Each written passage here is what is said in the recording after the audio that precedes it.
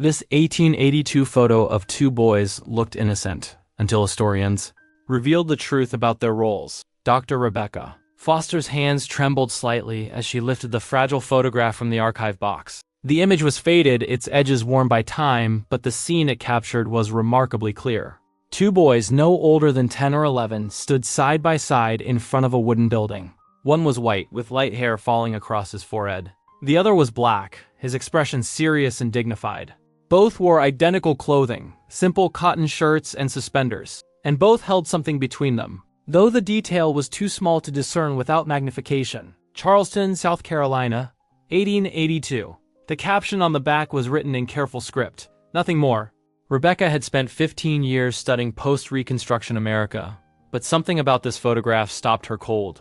In 1882, the South was rapidly dividing along racial lines. The brief hope of Reconstruction had collapsed, and Jim Crow laws were beginning to strangle the region. Black and white children did not typically pose together like this. Relaxed, comfortable, equal. She brought the photograph closer to the lamp on her desk at the South Carolina Historical Society. The building behind the boys appeared to be some kind of workshop or store, with a sign partially visible above the door. She couldn't make out the words, but she could see tools hanging in the window. What struck her most was the boy's body language. There was no stiffness, no formal distance. The white boy's hand rested casually near the black boy's shoulder. Not touching, but close. The black boy looked directly at the camera with an expression of quiet confidence that was rare in photographs of that era, when black subjects were often positioned subserviently. Rebecca pulled out her magnifying glass and leaned in closer. Between the boy's hands was definitely an object. It looked like a book, but there was something else. A symbol or marking on its cover that she couldn't quite identify. Her pulse quickened. Something about this photograph was wrong. Or rather, something about it defied everything she knew about Charleston in 1882. She reached for her phone. This required deeper investigation. Rebecca spent the next morning in the archive's basement, pulling every record associated with Charleston in the early 1880s. The city had been struggling to redefine itself after the war. The white establishment was systematically dismantling the rights black citizens had briefly enjoyed during Reconstruction. Violence simmered beneath the surface of daily life. She found city directories, tax records, and business registrations. Using the partial sign visible in the photograph, she began cross-referencing workshops and stores in Charleston's commercial district. After 3 hours, she found it, Henderson's Carpentry and Goods, located on Meeting Street, Henderson. The name appeared again in an 1880 census record. James Henderson, white, age 38, occupation, carpenter and merchant. Wife, Catherine, age 35. Son, Thomas, age 9. Rebecca felt a surge of excitement. Thomas would have been 11 in 1882, the right age for the white boy in the photograph. But who was the black boy? She searched for black families living near Meeting Street in 1882. The records were frustratingly sparse. Many black residents weren't properly documented, their lives considered insignificant by the white bureaucrats who kept the ledgers. Then she found something unexpected. In the 1880 census, listed at the same address as the Henderson family, was another entry. Eliza Freeman, Negro, age 32, domestic worker. Son, Samuel, age 9. Rebecca sat back in her chair. Living at the same address didn't necessarily mean equality, of course. Eliza could have been a servant. But the fact that her son Samuel was listed alongside Thomas Henderson suggested something unusual. She returned to the photograph with fresh eyes. Could the black boy be Samuel Freeman? Rebecca pulled out her magnifying glass again and studied the object between the boy's hands. With better lighting and closer examination, she could now see it clearly. It was definitely a book, and on its cover was a small embossed star. A star. What did that mean? She photographed the detail and sent it to a colleague who specialized in historical symbols and iconography. Within an hour, her phone buzzed with a response. That star marking was used by abolitionist networks in the South. It identified safe houses and allies. Where did you find this? Rebecca's breath caught. This photograph wasn't just unusual. It was evidence of something dangerous. Rebecca drove to the Charleston County Public Library, where local genealogical records were housed. She needed to know more about James Henderson and his family. If he was connected to abolitionist networks in 1882, he was taking an enormous risk. The librarian, an elderly man named Mr. Patterson, helped her access the Henderson family papers, a small collection of letters, business documents, and personal effects donated by a distant relative in 1967. As Rebecca carefully opened the first box, She found business ledgers from Henderson's carpentry shop. The entries were meticulous. Orders for furniture, repairs, materials purchased. Nothing unusual. But then she found a separate ledger, smaller and worn, tucked beneath the others. This one was different. The entries were coded initials instead of full names. Payments listed as donations and cryptic notes in the margins. 3 arrived safely. Supplies delivered to EF. Meeting canceled. Too dangerous. EF Eliza Freeman. Rebecca's hands moved faster now, pulling out letters. Most were routine correspondence about business matters, but one letter, dated March 1881, made her stop completely. It was from James Henderson to someone named William Caldwell in Philadelphia. The letter was carefully worded, but its meaning was clear. Dear William, the work continues despite growing hostility. We have secured materials for 15 students this term. Catherine remains committed, though the danger increases daily. The children show remarkable progress, and we are convinced that education remains our most powerful tool. Eliza's dedication is unwavering. Her son and mine have become inseparable, which gives me hope that the next generation might succeed where ours has. Failed? Rebecca read the letter 3 times. Students, materials, education. The Hendersons weren't just employing Eliza Freeman. They were working together to educate black children in secret. In 1882, South Carolina, this was more than controversial. It was illegal in practice if not in law, and it was certainly dangerous. White supremacist groups were attacking anyone who challenged the new racial order. She photographed the letter and continued searching. Finding information about Eliza Freeman proved far more difficult than researching the Henderson family. Black women's lives in the post-Reconstruction South were rarely documented beyond census entries and property records. But Rebecca was persistent.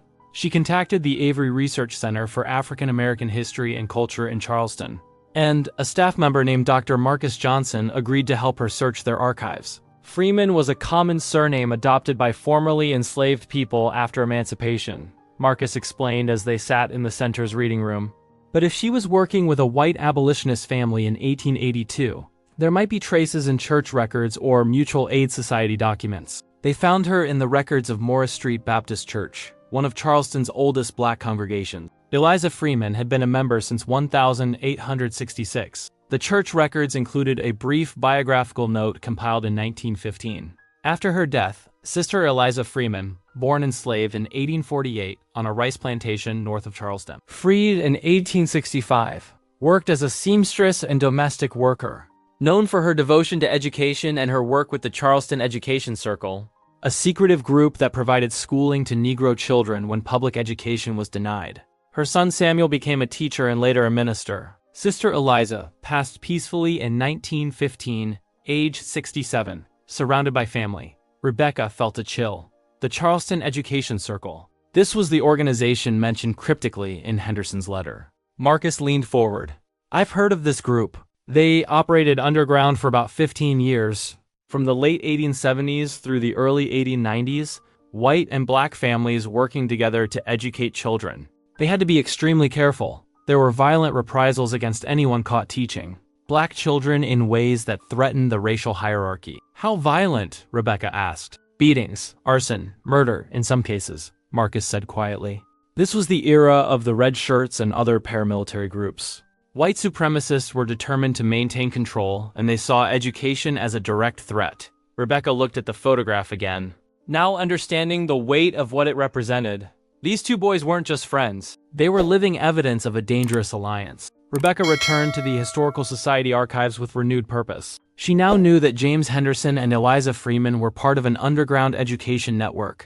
But she needed to understand exactly what role the boys played and why this photograph had been taken. She found more letters in the Henderson family papers.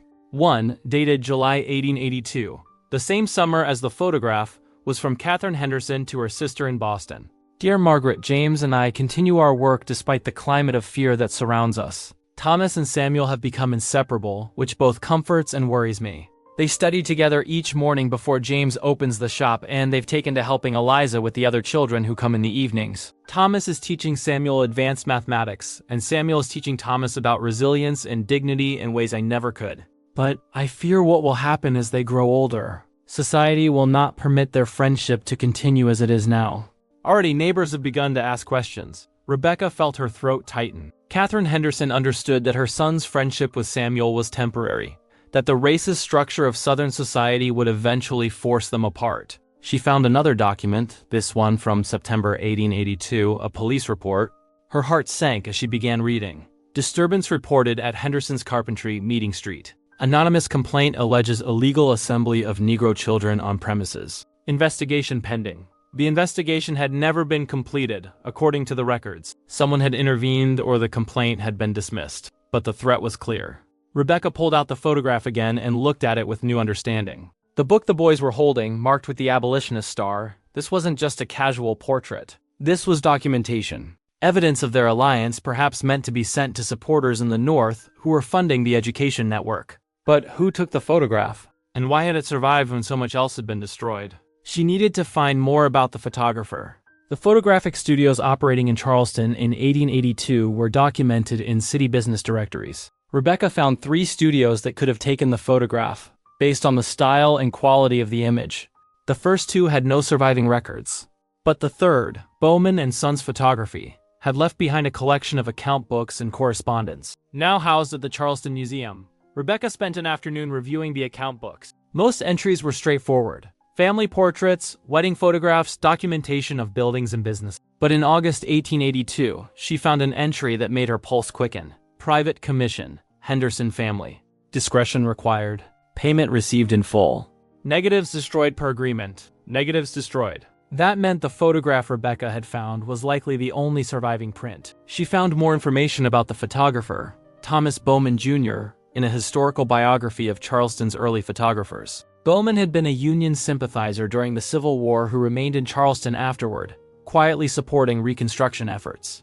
By 1882, he was known among progressive circles as someone who could be trusted with sensitive work. Rebecca found a letter from James Henderson to Bowman, dated August 1882. Thomas, I am grateful for your willingness to help document our work. The photograph you took of the boys means more to us than I can express. Catherine believes we should send a copy to our supporters in Philadelphia, but I worry about the risk. For now, we will keep it safe. If anything happens to us, I hope this image will survive as proof that another way was possible, that children can transcend the hatred that divides their elders. Rebecca sat back, overwhelmed by the weight of what she was discovering. This photograph wasn't just documentation of a friendship. It was a political act, a statement of resistance, and a time capsule meant to preserve evidence of courage in the face of oppression. But what happened next? Did the Henderson and Freeman families survive? Did the boys maintain their friendship?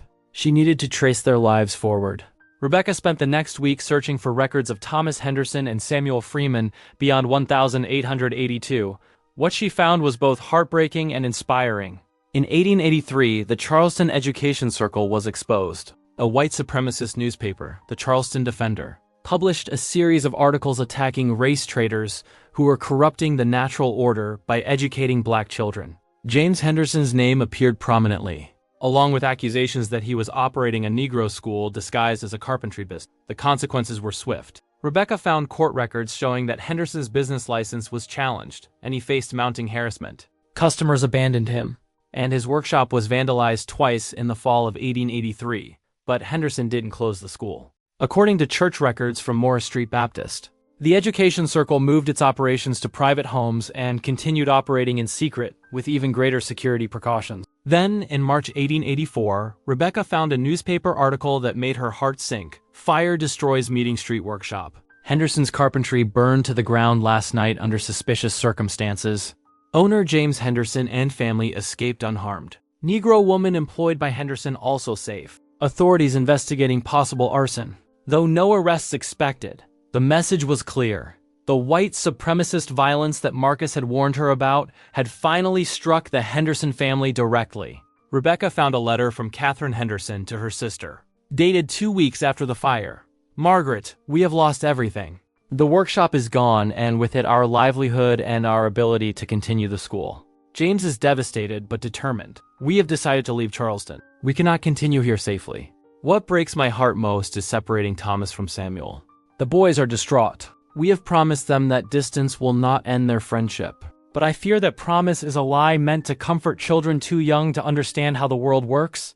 Rebecca felt tears pricking her eyes. The friendship between Thomas and Samuel had been torn apart by violence and hatred. But the story wasn't over yet. The Henderson family moved north in the spring of 1884. Rebecca found their names in census records from Philadelphia, where James had family connections. He opened a new carpentry business and, according to city directories, became active in abolitionist and civil rights organizations. But what happened to Eliza and Samuel Freeman? Rebecca contacted Dr. Marcus Johnson again, and together they searched for the Freeman family in Charleston records after 1884. They found Eliza continuing to work as a seamstress, and Samuel's name appeared in the records of a small school operated by Morris Street Baptist Church. Then Marcus found something remarkable: letters from Thomas Henderson to Samuel Freeman, written between 1884 and 1889, preserved in the papers of Morris Street Baptist Church. Samuel, I think of Charleston every day. Father has started a new workshop here in Philadelphia, and I help him after school. I am learning Greek and Latin, and I think of you when I study. Remember how we used to compete to see who could solve mathematics problems fastest? I miss those mornings. Mother says I should write to you about other things, about Philadelphia and my new life here. But the only thing I want to write is that I miss you and I hope we will see each other again. Your friend always, Thomas. The letters continued for years, growing more mature and thoughtful as the boys aged. Thomas wrote about his studies, his growing awareness of racial injustice, and his determination to continue his parents' work. Samuel wrote back, his letters also preserved, about his education, his dream of becoming a teacher, and his gratitude for the foundation that Thomas's family had given him. But in 1889, the letters stopped. Rebecca found the reason in a newspaper article from the Philadelphia Inquirer dated November 1889. Local man travels south to aid former friend. Thomas Henderson, 19, has departed for Charleston, South Carolina, despite his family's objections. Henderson reportedly learned that the family of a childhood friend faces eviction and persecution. His parents fear for his safety but could not dissuade him. Thomas had gone back to Charleston, alone. At 19 years old, he had traveled back into the heart of Jim Crow South to help Samuel's family. What happened next would reveal the true depth of their friendship. Rebecca found the rest of the story in multiple sources, letters, legal documents, and church records from both Charleston and Philadelphia. Piecing them together revealed an extraordinary act of courage. When Thomas arrived in Charleston in November 1889, he found the Freeman family facing eviction. Eliza had become ill and couldn't work, and Samuel, now 17, was struggling to support them while continuing his education. Local white landowners were using economic pressure to force black families out of their properties, part of a broader campaign of racial oppression. Thomas used money he had saved and borrowed from his father to pay the Freemans' debts and secure their housing. But his presence in Charleston as a young white man openly supporting a black family attracted dangerous attention. Rebecca found a letter from Samuel to Thomas, written in December 1889. Thomas, you should not have come. I am grateful beyond words, but I fear for your safety. You have already been threatened twice, and yesterday someone threw a stone through the window of our home. They know you are here and why. Please return to Philadelphia before something worse happens. You have already done more than anyone could ask. But Thomas didn't leave. Instead, according to church records, he stayed in Charleston for 3 months, working with Samuel to establish a more secure situation for the Freeman family. He connected Eliza with a